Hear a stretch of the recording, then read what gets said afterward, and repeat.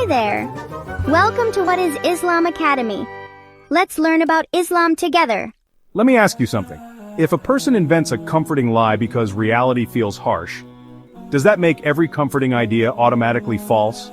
Some atheists claim religion is just a psychological illusion, a crutch for weak minds, invented by humans to cope with the fear of death. Is this true? Let's break it down. Logically, scientifically, practically. Like Dr. Zakir Naik says, don't just follow blindly, think, analyze, and reason. When someone says, religion is a psychological invention, what's the hidden assumption? That any belief that provides comfort is automatically false. But logically, that's a fallacy called the appeal to emotion fallacy. Something isn't false just because it brings peace or comfort. If someone believes that fire is hot and avoids it out of fear, does that mean fire isn't hot? So even if belief in God comforts people, that doesn't make it false. Truth isn't decided by emotions, it's decided by evidence.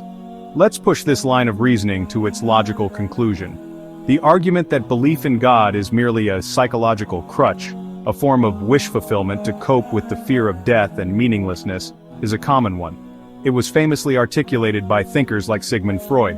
But this psychological sword is double-edged.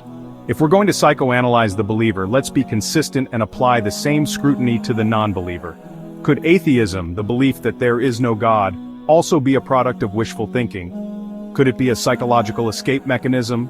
An escape from something far more demanding than the fear of the unknown, the burden of objective moral responsibility? Think about it. If there is no God, there is no ultimate judge, there is no final reckoning, no cosmic justice for the evils of the world, there is no divine law to which we are accountable. As Dostoevsky's character famously pondered, if God does not exist, everything is permitted. This removes an immense weight, the weight of sin, the fear of hell, the obligation to live up to a divine standard. Isn't the idea of being the sole master of your own moral universe with no ultimate consequences for your actions beyond this life an incredibly comforting thought?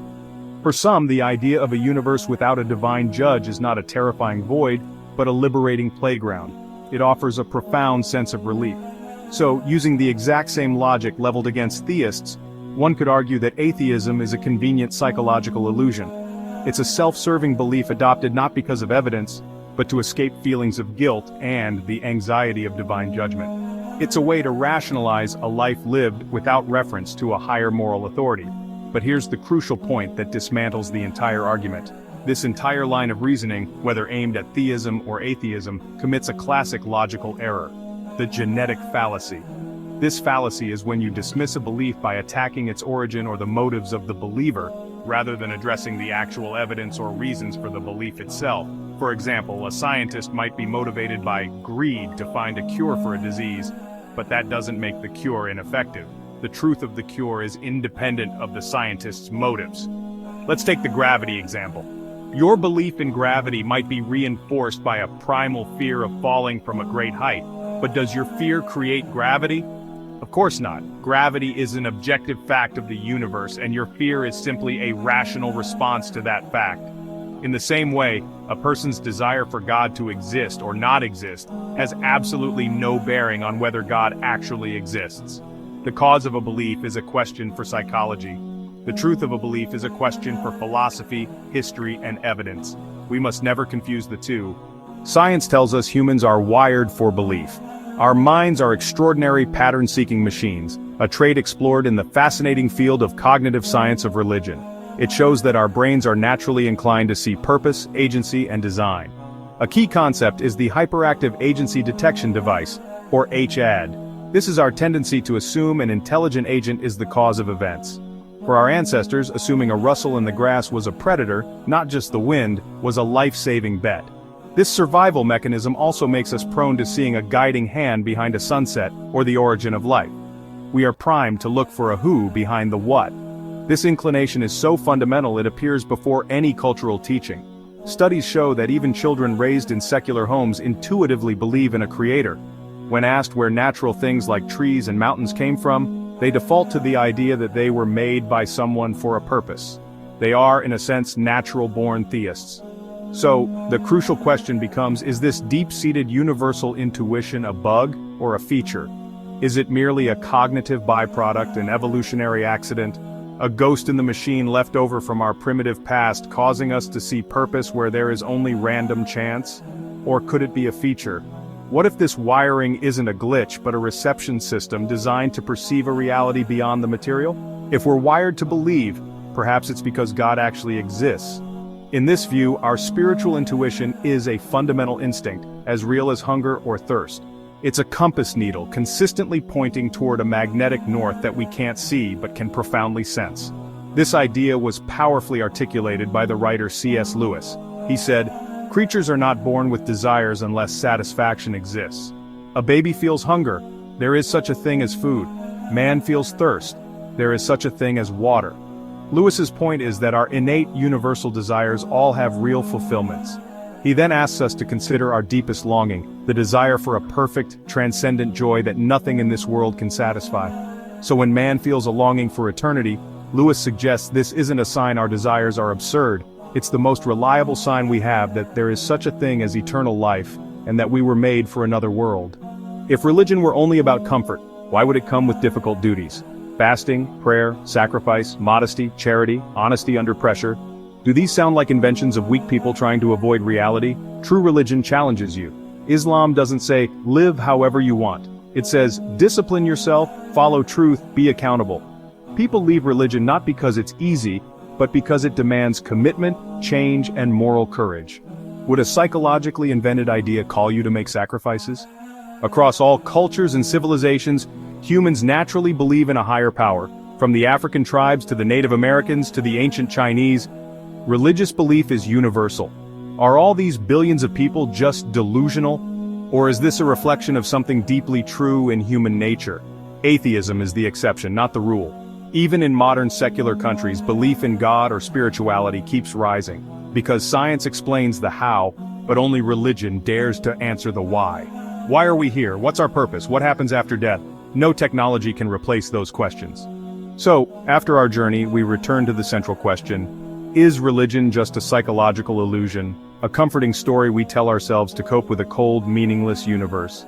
The argument sounds sophisticated, but when we look closer, it begins to fall apart. Let's summarize what we've uncovered.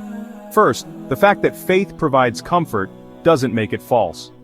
This is a basic logical error called the genetic fallacy. The comfort a child feels in their mother's arms doesn't mean the mother is an illusion. It's the natural result of a real relationship. In the same way, the profound peace that comes from faith could very well be the consequence of connecting with a real creator, not a symptom of delusion. Second, if we're talking about psychological escapes, the charge can be turned right back around. Atheism can also be a convenient escape, an escape from the burden of moral accountability, from the weight of having a divine purpose, and from the unsettling implications of a universe that appears intelligently designed. It can be psychologically easier to believe you're a cosmic accident than to accept the immense responsibility that comes with being a creation of God. Third, modern science suggests our brains are actually hardwired for belief. Cognitive scientists like Dr. Justin Barrett of Oxford University have shown that children are natural-born theists, instinctively seeing purpose and design in the world around them. This doesn't prove God exists, but it strongly suggests that belief is our natural default state, not an unnatural delusion we have to be tricked into. It's as if we have a built-in receiver waiting for a signal. Fourth, the idea that religion is simple wish fulfillment ignores a crucial fact. Genuine faith is demanding. It's not a fantasy of endless comfort. It's a path of discipline, sacrifice, and accountability. Islam, for example, requires 5 daily prayers, fasting, charity, and a constant struggle to live by a divine moral code. This is the opposite of an easy escape. It's a call to responsibility. And finally, the deep, universal human need for meaning is not a psychological flaw.